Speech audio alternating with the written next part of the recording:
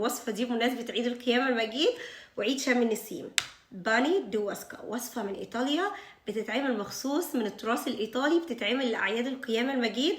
وعايزه اقول لكم على حاجه، ان هي تنفع جدا جدا لاعياد شم النسيم. حلوه قوي قوي، والعجينه بنت ناس ومتكلفه ومش قادره اوصف لكم. وطبعا حطينا فيها بيض ملون وحطينا عليها سبرينكل.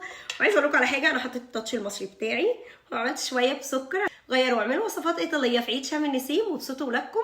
واطلعي كده من المطبخ قول لهم انا عملت لكم وصفه من ايطاليا، هيتبسطوا قوي بيها. وخلي الولاد يعملوا الوصفه دي معاكم.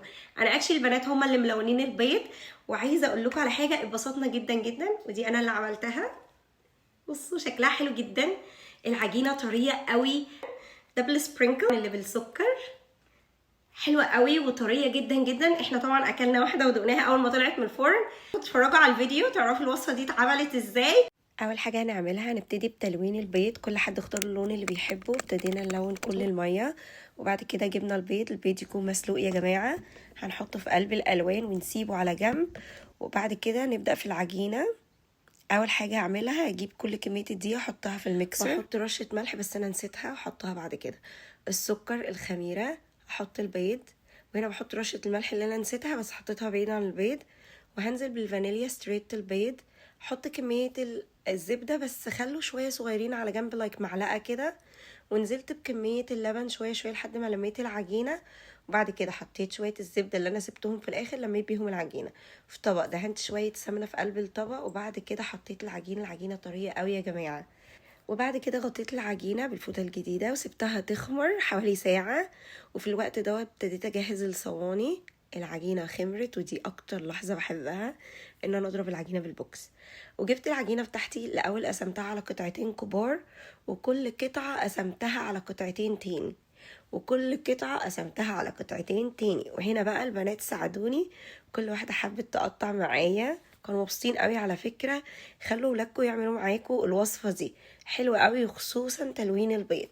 وبعد ما قطعت كل العجينة اتقطعت 8 كور كبار. بعد ما قطعتها لفتها كده كويس، ابتدت ترتاح حوالي 5 دقايق.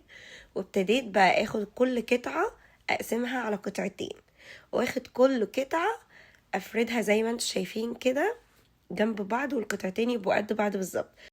وبعد كده اخدت القطعتين ابتديت اعمل ضفيره، جد شكلها كان حلو جدا جدا. ولفتها كده زي ما انتم شايفين، وكل ما اخلص واحده احطها في قلب الصينيه اللي مجهزاها للتسويه زي ما انتم شايفين كده. الفها بالطريقه دي، واحط العجينه كده من تحت عشان تتقفل كويس ما تتفتحش في التسويه. وخلصت كل الكميه بتاعتي وحطيتها في الصينيه. ودي بقى ميكيلا عملتها، التاتش بتاعها كانت فرحانه جدا. وهنا بقى حطينا كل البيض. اهم حاجه البيض بعد ما يتلون تطلعوه ينشف على مناديل مطبخ، وبعد كده تستخدموه تحطوه على العجينه. سبتها تخمر لتاني مره، وجهزت البيض، بيض ضرباه بقلب فانيليا وبس كده خلاص. وحطيت بقى السكر وابتدينا نرش السبرينكل. مش قادره اوصف لكم، كنا فرحانين جدا بس كان في شويه خناقات كده في النص، مش مشكله. وبعد التخمير لتاني مره خلاص جاهزه، دخلتها الفرن استوت، خدت لون من تحت ومن فوق. واول ما تطلع مهمه قوي تدهنوها زبده وتغطوها بفوطه عشان تفضل طريه. مش قادره اوصف لكم واحنا بنطلع البيض so much fun. بعد ما طلعناه كسرناه وقشرناه وكلنا منه على فكره. متنسوش تجربوا الوصفه دي من مطبخ مريان، وكل سنه وانتم طيبين.